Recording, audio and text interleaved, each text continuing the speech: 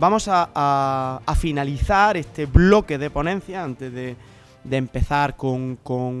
bueno, la mesa redonda o la parte de debate con la ponencia del profesor Carlos López Segovia. Y me gustaría aquí volver a dar la palabra, si estás por ahí, Javier, para que nos presentes al profesor Carlos López Segovia. No sé si... Pues hoy estamos de enhorabuena, no solamente por contar con, por ejemplo, la profesora Diago, como tú bien comentabas, sino también con alguien que él está también de enhorabuena precisamente porque ayer tomó posesión de la plaza de profesor ayudante doctor en la Universidad Autónoma de Madrid, el profesor Carlos López Segovia. Por lo tanto, pues esta va a ser su primera, digámosle, actuación, con todas las de la ley como profesor universitario de pleno derecho de la Universidad Autónoma de Madrid. A pesar de ello, el profesor López Segovia, en su trayectoria docente es extensísima, no en vano. Bueno, pues él es doctor en Derecho por la Universidad Complutense de Madrid, doctor en Derecho Canónico por la Pontificia Universidad Lateranense de Roma y además es licenciado en Filosofía por la Pontificia de Salamanca, en Derecho Canónico por la Gregoriana de Roma, en Estudios Eclesiásticos por la Facultad de Teología de Granada y bachiller en Filosofía por la Pontificia Universidad Gregoriana de Roma. Por si esto no fuese suficiente aval a su trayectoria académica, hay que unirle también su propia experiencia como vicesecretario para Asuntos Generales de la Conferencia Episcopal Española, cargo o responsabilidad que ocupa desde junio de 2014, siendo también actualmente promotor de justicia en el Tribunal de la Rota de la Nunciatura Apostólica de España desde diciembre de 2022. Ha sido profesor en la Universidad Católica de Valencia desde febrero de 2015, profesor de la Facultad de Derecho de la Universidad Internacional de La Rioja desde octubre de 2023 y ha dado clases también en la Universidad Pontificia de Comillas hace ya unos cuantos de cursos, en el Instituto Superior de Ciencias Religiosas Asidonense de la Diócesis Andaluza de Jerez de la Frontera, del Instituto Teológico San Juan de Ávila, también en la misma ciudad gaditana, siendo vicario judicial de la diócesis de Jerez, juez del Tribunal Eclesiástico de Sevilla, promotor de justicia también en la diócesis de Jerez. Su presencia aquí no solamente está avalada por este currículum absolutamente meritorio, sino sobre todo y fundamentalmente por su labor desde ese punto de vista desde el derecho canónico. Es imposible abordar la religiosidad popular sin establecer una relación directa entre la jerarquía eclesiástica y las propias asociaciones religiosas. Una relación que no siempre es positiva, sino que cuenta en numerosas ocasiones con baches, con conflictos, con problemas, con injerencias, especialmente desde el ámbito del alto clero para hacerse con el control de las asociaciones religiosas. Del profesor López Segovia me gustaría simplemente, de su larguísimo listado de publicaciones, poner el acento en un artículo que publicó hace escaso periodo, que lleva por título El abuso de autoridad en la Iglesia, configuración del delito de abuso de potestad eclesiástica, de oficio o de cargo a tenor del canon 1378. En definitiva, seguramente vamos a disfrutar de una ponencia que nos va a permitir amplificar nuestras miras, incluso abrir nuestras mentes, porque este fenómeno poliédrico y complejo de la religiosidad popular se completa y se complementa con esa otra visión desde el punto de vista del derecho y del derecho propio de la Iglesia, que no es ni más ni menos que el derecho canónico. En este sentido, pues podemos ya cuando podáis desde Valladolid, por favor, darle al play del vídeo del profesor López Segovia, con el que después debatiremos sobre precisamente lo que él va a exponer. Buenas tardes, queridos oyentes, a esta ponencia sobre religiosidad popular y libertad de organización. Mi nombre es Carlos López Segovia, además de profesor en algunas facultades de Derecho y Derecho Canónico, tanto en la UNIR como en la Universidad Católica de Valencia, respectivamente. Eh, Ejerzo también como vicesecretario para Asuntos Generales en la Conferencia Episcopal Española. Bien, No es fácil resumir la ponencia que voy a iniciar a continuación, dado que hablamos de intentar sintetizar en apenas 30 minutos casi 2000 años de historia. Es una tarea tremendamente sintética, con lo cual eh, espero que de alguna manera sirva para acercarnos a la materia de una forma amplia, serena y que nos permita crear interrogantes en los que profundizar seriamente en otros momentos. Estamos ante un fenómeno tremendamente versátil, el de la religiosidad popular. Un fenómeno que comienza desde la individualidad de la persona, pero que evidentemente va a tener una repercusión en su ejercicio eh, colectivo y organizativo. Es decir, las personas se van a organizar de alguna manera para ejercer esa religiosidad popular, para buscar expresar su derecho, ejercer su derecho a la libertad religiosa de una forma libre, individual, pero también colectiva, organizadamente y dentro de unos parámetros, dado que estamos hablando de un derecho fundamental, que como la práctica totalidad de los derechos fundamentales no es absoluto. Se mueve dentro de unos límites. Cuando hablamos de la religiosidad popular, no podemos obviar que no se requiere. Este ámbito de la religiosidad popular no requiere, no implica necesariamente una forma organizada o colectiva de ejercer este derecho fundamental. Pero la mayoría de las veces el derecho individual va a aparecer vinculado a un ejercicio colectivo, innegablemente, de una forma necesaria, casi inevitable. Desde el primer momento en el que dos, tres personas empiezan a ejercer su derecho a la libertad religiosa en torno a un lugar, a un fenómeno, a un acontecimiento, aquí ya empieza la organización colectiva, empieza el derecho de asociación, empiezan ciertos aspectos que van a tener que ver con la organización institucional. Por eso el ejercicio colectivo de la libertad religiosa va a implicar necesariamente una libertad de organización, también conocida como una justa autonomía en todos los aspectos. Pero claro, esta libertad religiosa, esta justa autonomía, no son derechos absolutos, tienen límites específicos que se van a mostrar tanto en el ordenamiento jurídico interno por el que se regulan, como en su interactuación con el tráfico jurídico externo, frente a otros individuos, frente a otras instituciones privadas, públicas. Es decir, eh, llegamos a esa pregunta contestada de si vivimos como si estuviéramos solos en el universo, tomamos conciencia de que no estamos solos, tampoco en nuestra civilización. Tenemos siempre otros vecinos, otros amigos, otros prójimos, otras personas en nuestro ámbito de actuación y nuestra libertad termina donde empieza la libertad de ellas, donde empieza la libertad de los demás. Por eso a menudo pueden darse injerencias en esta justa autonomía, que pueden proceder, esas injerencias pueden ser legítimas, pueden ser ilegítimas, pueden proceder de las autoridades religiosas, incluidas las de la Iglesia Católica respecto de las entidades que les están sometidas, pero también podemos encontrarnos con injerencias que puedan proceder de las autoridades seculares. Así llegamos a que estas injerencias van a hacer patente el sentido y la existencia de delitos que van a sancionar, sobre todo esas injerencias ilegítimas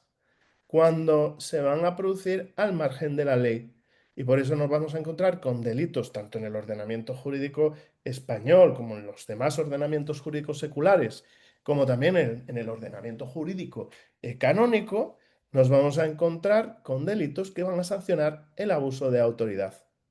Y esto es muy importante. Si no hubiera abusos de autoridad, no existirían ese tipo de delitos. Pero aquí hay una diferencia muy importante. Mientras que en el resto de confesiones y religiones la actuación disciplinar va a ser interna y va a tener carácter, perdón, la actuación disciplinar va a estar regulada de forma interna y va a tener carácter estatutario, en el ámbito de la Iglesia Católica, al haber optado esta por un ordenamiento jurídico con esencia, con una naturaleza de ordenamiento jurídico en sí misma, nos vamos a encontrar que la regulación disciplinar también va a venir desde fuera de la propia entidad o institución religiosa católica en este sentido. O lo que es lo mismo, no solo van a tener una regulación estatutaria, sino que también van a estar sometidas a los parámetros que se establecen en el derecho canónico. Y esto es muy importante que lo tengamos en cuenta. Llegamos así al origen del fenómeno religioso popular, en el que el paradigma más completo, más versátil, más duradero que nos encontramos junto con otros fenómenos institucionales y asociativos son las cofradías. Las corporaciones cristianas en el Imperio Romano comenzaron desde muy pronto, ya en el siglo I, a finales del siglo I, incluso dentro de la clandestinidad y de los periodos de persecución, nos encontramos con verdaderas entidades organizadas con fines específicos, como por ejemplo las más antiguas de todas, que eran los fosores, dedicadas a vivir de una forma comunitaria pendientes de la caridad cristiana en el momento del último adiós de los difuntos, en el momento de los enterramientos. Eran los que se encargaban de enterrar a los cristianos, de darles sepultura e incluso a veces de aquellos que eran ajusticiados durante las persecuciones. Pero al mismo tiempo que hacían esta labor humanitaria de enterrar a los difuntos, también intentaban vivir de forma común una mejor y mayor perfección de su vida cristiana. Y esto deriva en que empiezan a surgir determinadas asociaciones, también todavía en la clandestinidad, aunque se van a perfeccionar ya a partir del Edicto de Milán, cuando el cristianismo es asumido como religión oficial del Estado, van a aparecer en el juego determinadas entidades, algunas de ellas van a vivir en comunidad, otras van a vivir, no van a llevar vida comunitaria, pero sí que van a tener una misma forma de vida, por así decir, para buscar una forma de vida cristiana más perfecta. Aquí encontramos agrupaciones como los parabolanos, los anabolanos o formas de vida como la eremítica, ¿de acuerdo?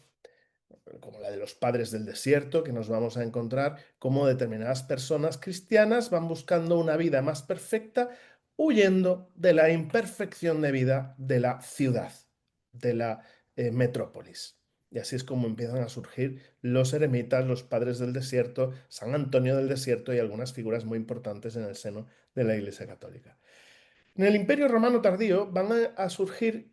a partir de San Antonio, sobre todo las primeras formas de vida comunitarias, las primeras formas de vida consagrada, la vida anacoreta, nos vamos a encontrar con los primeros monasterios, también los primeros que van a entroncar con la caída del Imperio Romano de Occidente y el inicio de la Edad Media en la Europa occidental. Nos vamos a encontrar, por ejemplo, como ya en el siglo VI aparecían verdaderas formas de vida en Irlanda con determinados grupos de frailes que vivían de forma más perfecta y que, claro, al caer el ordenamiento jurídico romano, son ellos los que garantizan desde los famosos libros penitenciales un cierto orden social en cuanto se hacen presentes en la vida cotidiana de los vecinos de la aldea, del pueblo o de lo que fuera, si bien ellos vivían aparte o bien vivían, como era el clero secular, en medio del pueblo. Pero nos vamos a encontrar ya estas formas desde el siglo VI en Irlanda y que van a proliferar casi por toda Europa. Claro, no sería hasta la eclosión de las ciudades en el medievo cuando empiezan a surgir los gremios de artesanos, de zapateros, de comerciantes, que van a dar lugar a devociones particulares muy interesantes de las que beberían hasta generar, por así decir, el fenómeno de las hermandades y cofradías. De hecho, qué curioso que incluso en este fenómeno moderno que nos vamos a encontrar en su máximo apogeo en los siglos XV y XVI, sobre todo en España, vamos a ver cómo van a desarrollar devociones particulares, pero también cómo van a ser cómo van a ser denominadas, perdón, esas hermandades y cofradías a partir del gremio al que representan. Y así nos encontramos hermandades como la de los estudiantes, la de los negritos en Sevilla, la de los gitanos, la de tal, la de cual, y así cada grupo, cada gremio va a desarrollar devociones específicas, pero va a tener también una organización religiosa particular, porque ya van a dejar de organizarse frente solo a una autoridad secular y en el ámbito religioso van a empezar a desarrollarse de alguna manera frente a una, por así decir, autoridad eclesiástica competente, que va a determinar tanto su forma de organización como los fines que va a desempeñar, pero también va a ser la garante de la disciplina interna del fenómeno asociativo que tenemos delante de nosotros. Decía antes que son el ejemplo más paradigmático, las hermandades y cofradías, precisamente porque van a llegar hasta nuestros días con una vitalidad interesantísima, sobre todo en ciudades como Valladolid, Sevilla. Yo que voy a hablar que soy andaluz, si prácticamente toda mi Andalucía está, pegas una patada a una piedra y salen 20 hermandades, como yo digo. Entonces es un fenómeno que tiene una vitalidad totalmente actual. En Jerez de la Frontera, diócesis en la que estoy incardinado, no hay joven que no pertenezca al menos a una hermandad y cofradía. Es un fenómeno que tiene una vitalidad brutal y que va a tener una actualidad tremenda en pleno siglo XXI, haciendo presente esa vivencia organizativa de la piedad popular, del culto, de la devoción a un titular que representa a un grupo concreto, bien por tradiciones familiares, históricas, del barrio en concreto, de la ciudad en particular, porque sea el titular del patronazgo religioso del pueblo, del lugar, de la localidad, del barrio, etcétera. Nos vamos a encontrar con que van a aparecer determinados aspectos que van a mezclar lo cultural y lo van a acercar a lo identitario, también ciertamente a lo cultural, generando todo un microcosmos empresarial, cultural. Nos vamos a encontrar con profesiones específicas como empresas dedicadas a la cerería, a las palmas, a los bordados, a la orfebrería, al artesonado, a la escultura, es decir, un microcosmos que va a autoalimentarse porque se mantiene con una vida plena y total en medio del siglo XXI. Y vamos así a cómo entender este fenómeno tan antiguo desde un punto de vista del de la organización jurídica canónica que los regula. Aunque la eclosión, el periodo de eclosión más fuerte lo encontramos en torno al siglo XV y algunas de ellas ya proceden del medievo, vamos a ver cómo el Código de Derecho Canónico de 1917 va a ofrecernos una organización jurídica del fenómeno tremendamente interesante que se va a mantener, como veremos, presente en los acuerdos ante la Iglesia, entre la Iglesia y el Estado español de 1979, dado que el siguiente código no había entrado en vigor todavía. Estamos hablando del código del 83. Y los acuerdos, al ser del 79, van a reflejar toda una organización jurídica canónica propia del código del 17, pero con una mayor versatilidad, hasta el punto de que son perfectamente aplicables a fecha de hoy sin que sea necesario tocar determinados aspectos de conceptos jurídicos, que son los mismos. En el Código del 17, las asociaciones, y de un modo especial también las hermandades y cofradías, todas tenían carácter canónico público. Ojo, porque nos adentramos en una diversidad de conceptos muy interesante. Lo público y lo canónico, perdón, lo público y lo privado a nivel canónico no se corresponden totalmente con lo público y lo privado en el ámbito del derecho estatal o del derecho secular. Tienen determinadas connotaciones que vamos a ver a lo largo de esta ponencia. Lo curioso es que todas las asociaciones en el Código del 17 son de carácter público y como tales van a tener un ámbito de actuación y de representatividad hasta el punto de que van a actuar en nombre de toda la Iglesia. Y por ello se van a encontrar subordinadas a la autoridad eclesiástica competente, de la que dependen tanto en la Constitución como en la dirección de la entidad. No hay entidades privadas en el Código del 17. Si bien en algunos esquemas de esta codificación nos encontramos que ya estaba presente esa distinción. Pero sería 3 años, apenas 3 años después, en 1920, cuando se hizo necesario una regulación extracodicial que vino a hacerse con la resolución Corrientensis de la Congregación del Concilio, que se equivaldría a la actual, si mal no recuerdo, congregación, perdón, dicasterio para los laicos.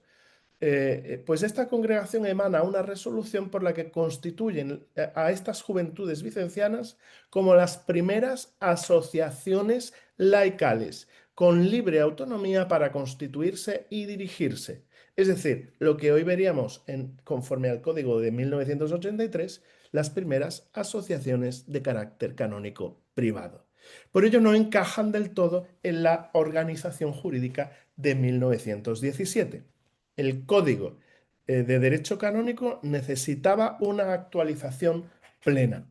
Y esto vendría con el Concilio Vaticano II, que va a reconocer, y esto es muy importante, el derecho fundamental a la libertad religiosa en el ámbito canónico, a nivel individual y colectivo, pero también el derecho de asociación como derechos fundamentales de la persona humana y aplicables y reconocibles para todos los fieles en sus dos dimensiones, individual y colectiva. Por eso va a dar un contenido a ese derecho de asociación que hasta entonces, en el Código del 17, se reducía a la mera inscripción, porque fundaba la autoridad eclesiástica y dirigir en última instancia también. Con lo cual, el derecho de asociación se reducía a la mera inscripción. Ahora, con el Concilio Vaticano II, en concreto con el decreto Apostolicam Actuositatem, este derecho se abre, fundar y a dirigir, precisamente desde estas actualizaciones que habían tenido lugar con la citada resolución Corrientensis. Pero claro, todo ello dentro de unos límites. Había que evitar la dispersión de fuerzas, la tan odiada dispersión de fuerzas, que es lo que hace que acaben mm, reduciéndose que acaben reduciéndose los componentes de una asociación hasta el punto de que va a ser incapaz de realizar los fines que se proponía. Y esto, ojo, nos lo empezamos a encontrar en algunas ciudades en que han proliferado excesivamente el fenómeno de las hermandades y cofradías, hasta el punto que las personas acaban siendo muy mayores, los integrantes de una hermandad, y van a tener dificultades para cumplir con determinados momentos cultuales, como es sacar una procesión a la calle porque no tienen disponibilidad de personas o tienen que hacer determinadas opciones por contratar servicios externos y múltiples situaciones que nos podemos encontrar. Esa dispersión de fuerzas es importante tenerla presente porque solo desde la unión de los componentes se puede llegar a realizar fines con mayor facilidad. Pero también en los límites nos vamos a encontrar en mantener los fines de la Iglesia. Es decir, ¿qué sentido tendría una hermandad y cofradía católica que decide, qué sé yo, prestar su culto u orientar su culto religioso a otros titulares ajenos a la propia religión o propios de otras religiones o confesiones cristianas? Con lo cual, los propios fines de la Iglesia se convierten en pequeños en límites que van a determinar la identidad, y de pequeños nada, límites que van a determinar la identidad católica de esa entidad. Mutatis mutandis ocurriría lo mismo para entidades religiosas de otras confesiones cristianas o de otras religiones. También la propia misión de la Iglesia, frente al propio carisma o modo en que realizar esa misión, van a constituir límites externos e internos dentro de la propia Iglesia Católica para esa entidad o para ese grupo de personas que pretenden vivir la fe de una manera determinada. Por ello, el mantener la disciplina eclesiástica interna ante peligros externos e internos va a ser un límite también esencial que garantice la identidad católica de estas hermandades y cofradías, de los fenómenos religiosos que puedan darse en torno a la religiosidad popular. Se genera así una relación de vida,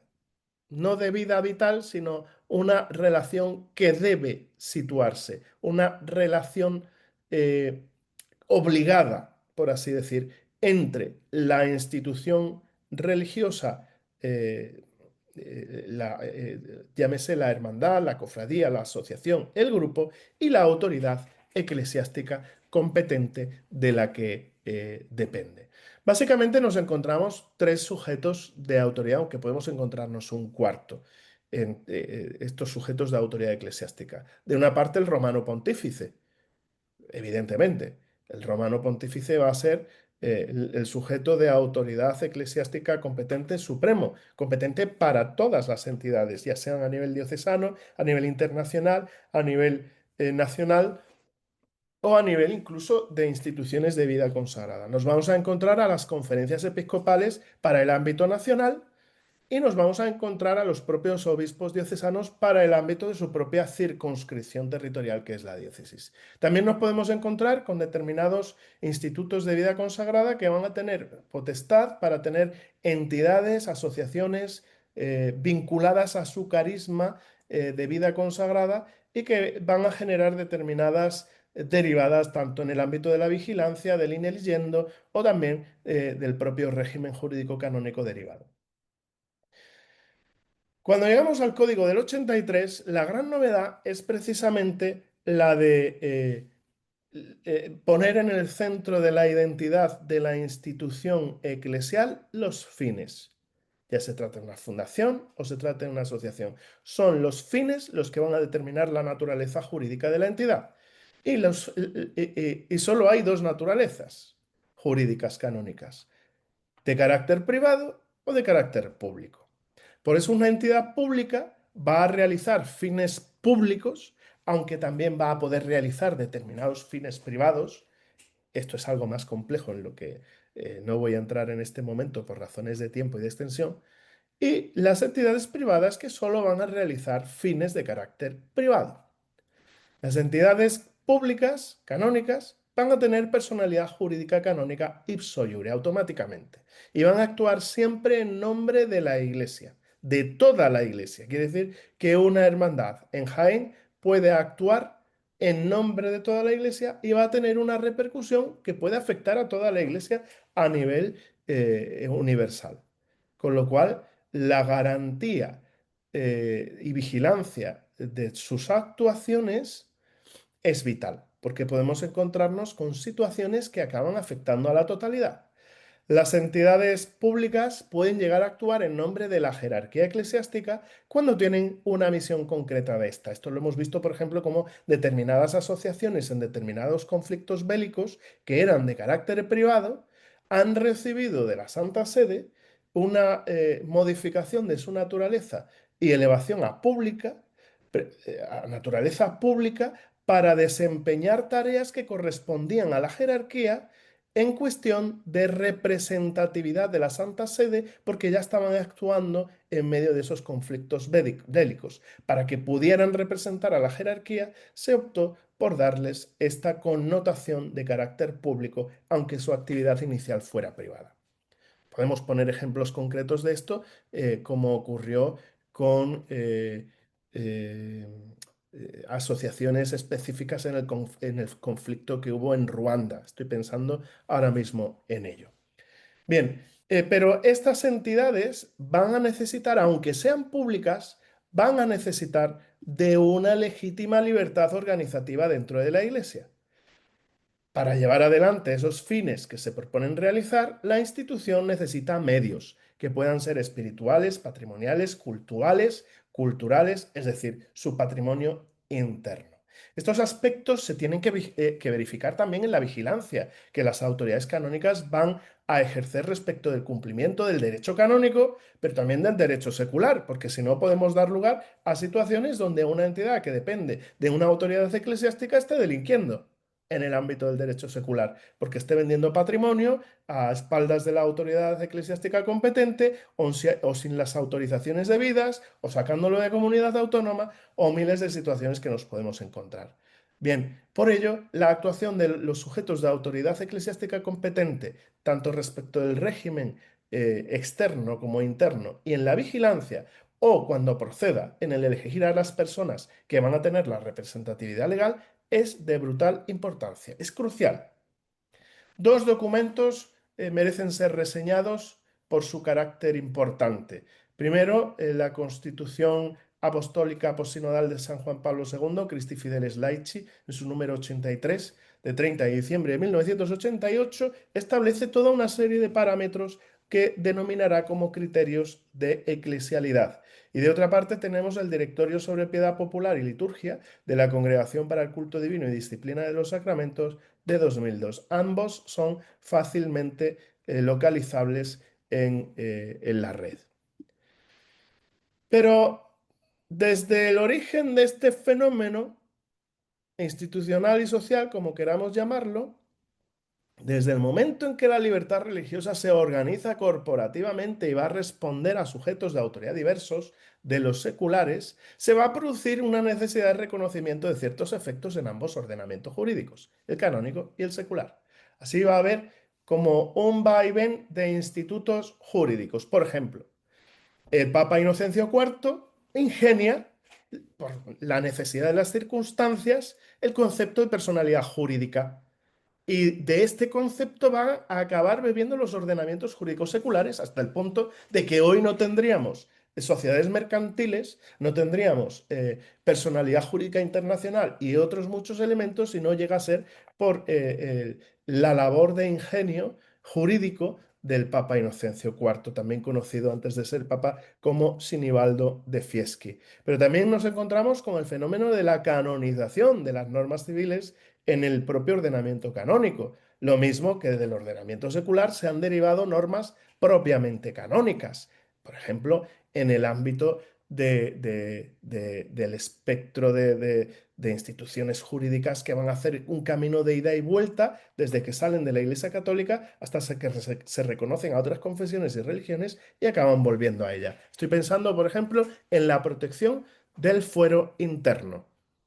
En la Iglesia Católica hay un fuero interno sacramental, que es el secreto de confesión, y no sacramental. Pero desde el punto de vista en que necesita ser aplicable a otras confesiones y religiones que no tienen secreto de confesión, esa protección que inicialmente se daba solo respecto al secreto de confesión acaba volviendo a la Iglesia Católica y haciendo referencia también al fuero interno. Pero es que nos vamos a encontrar también con aspectos necesarios que se han ido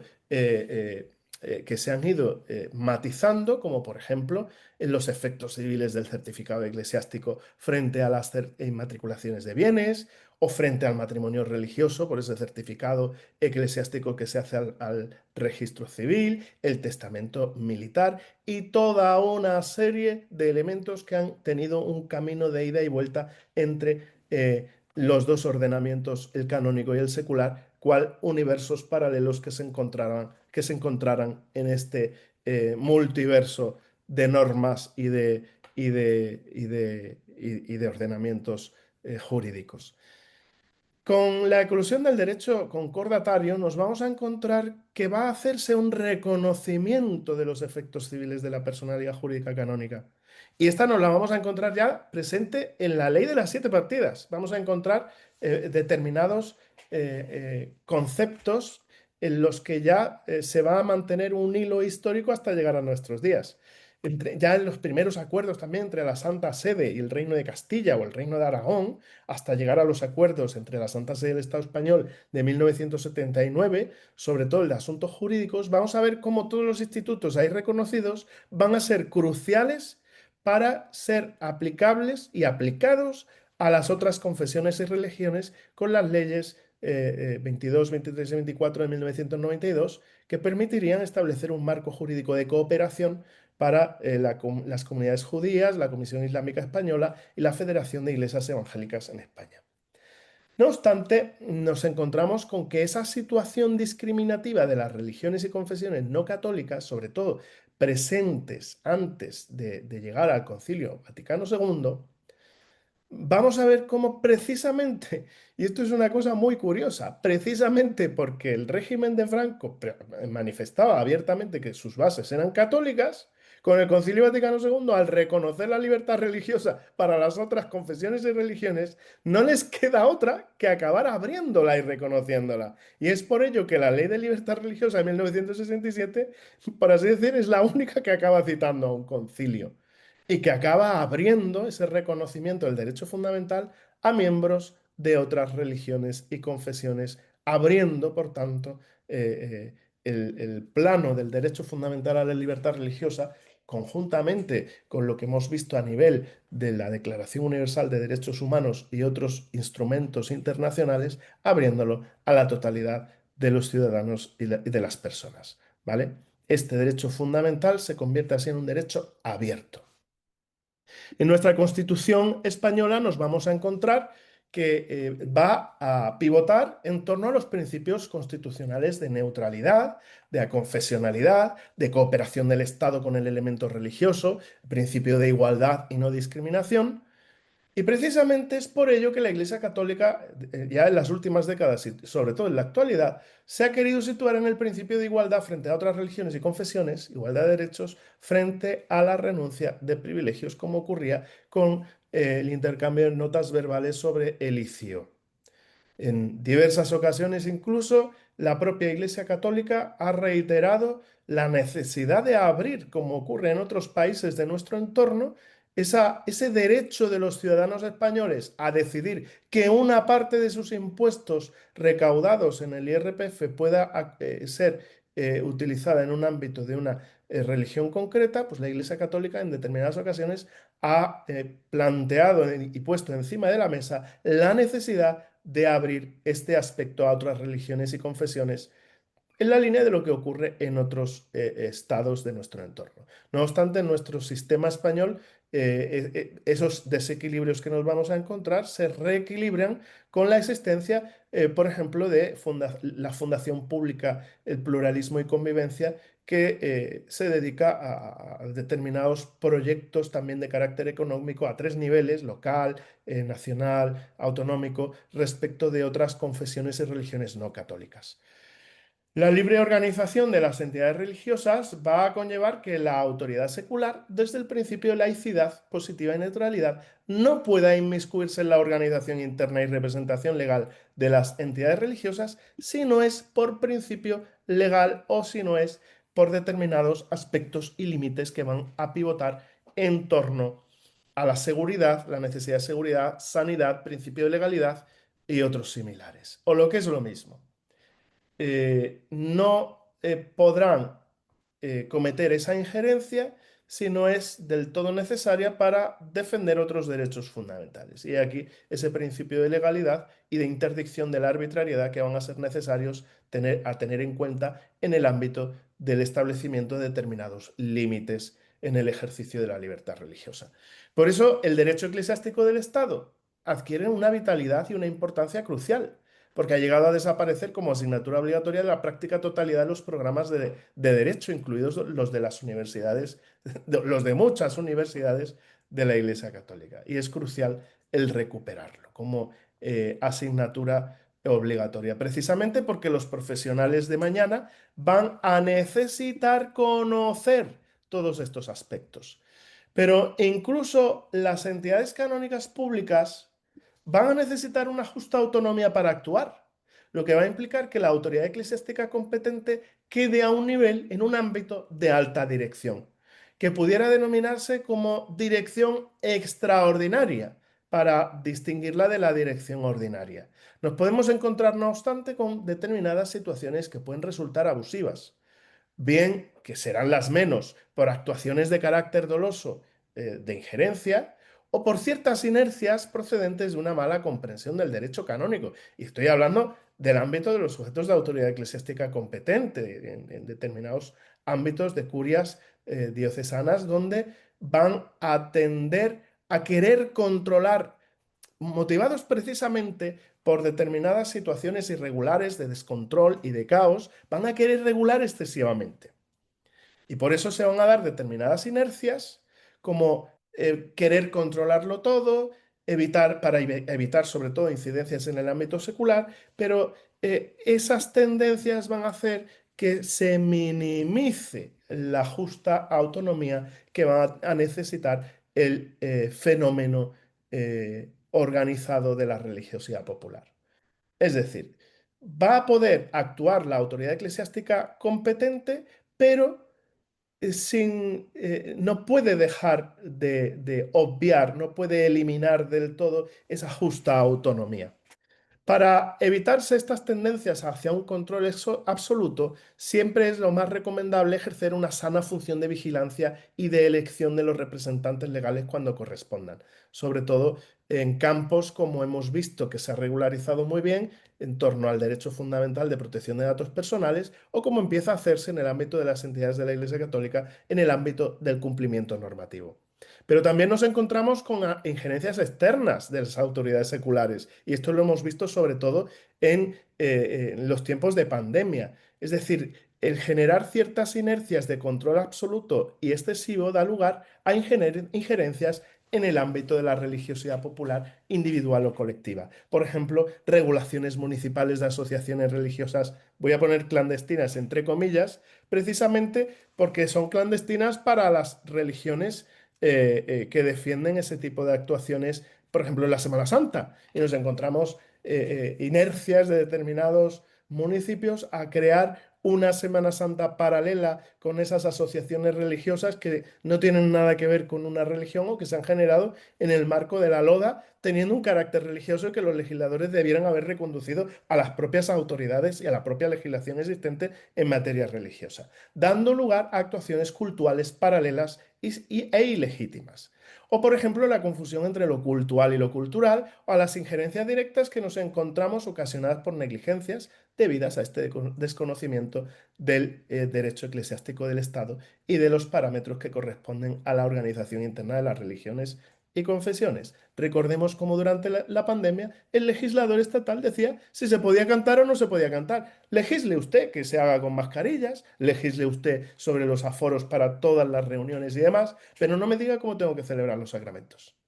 No me diga cómo tengo que celebrar el sacramento de la confirmación, que para eso ya tenemos técnicos que saben cómo tienen que aplicar ante determinadas medidas de sanidad. O, por ejemplo, tenga cuidado con los policías que, desconociendo el derecho eclesiástico del Estado, irrumpen en una comunidad de convivientes para disolver una celebración litúrgica en una azotea, aspectos que han ocurrido y sobre los cuales luego se intenta resolver con una petición de perdón cuando lo que se ha producido es una injerencia en toda regla. Llegamos así entonces a las conclusiones y ya termino. La justa autonomía de las entidades religiosas responde a los límites seculares y canónicos del ejercicio del derecho fundamental no absoluto a la libertad religiosa, individual y colectivo. Los sujetos de autoridad canónica y secular tienen que moverse en un sano equilibrio que permita proteger los derechos de todos y evitar situaciones abusivas de cualquier tipo. Del principio constitucional de neutralidad y aconfesionalidad se deriva la libertad de injerencias de las actuaciones seculares, y el principio del invigilando permite a las autoridades garantizar la libre autonomía de las entidades religiosas que les están sometidas, garantizando una identidad católica y la actuación disciplinar cuando sea necesario desde una posición de alta dirección. De igual modo ocurre con las autoridades seculares, que tendrán que garantizar y legislar para todos, y no directamente sobre una entidad concreta, una religión concreta o una confesión concreta. Muchas gracias por su atención, gracias por este momento de atención que han tenido respecto de mi persona y quedo a su disposición ahora en el turno de preguntas.